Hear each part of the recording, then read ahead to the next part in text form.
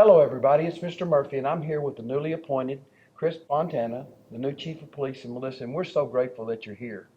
We went through a lengthy process to look at applicants for the new Chief of Police position at Melissa ISD, and Chris came out to be the top candidate. It's a big job, and Chris, we're glad you're here.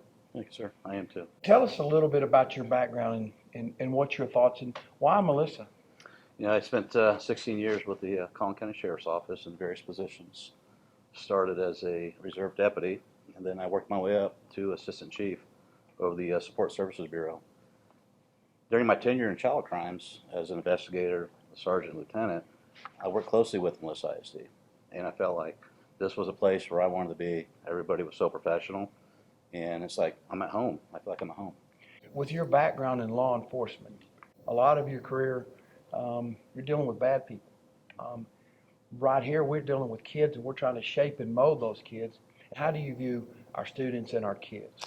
I worked with children for many years, and I think that growing up as a child, I had mentors in the school district, people I looked up to that made me who I am today, and I haven't forgot that. Making the decision to come over to Melissa ISD from the Sheriff's Office was because of my passion for children.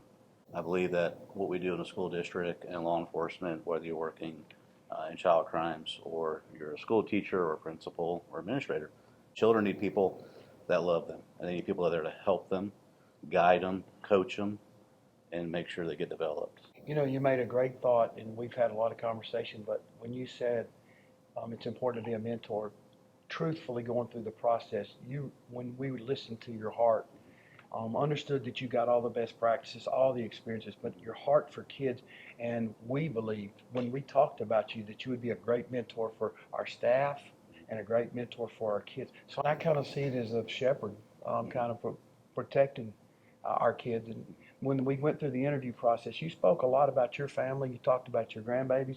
Tell us about the importance of family and what you know about Melissa. Family's huge. Family is really important, and I'm a new grandfather, a 5-month-old grandson, who is my life and my heart. And this school district is super important to me because I see the family environment here. You're not just a number here, you're an actual person. And that's important to me. And I want my grandson to come to a school district and grow in that type of environment. Yeah, and we're proud of that. Chief, you've already got some staff that's in place, and we've been really pleased with Kelly Davidson.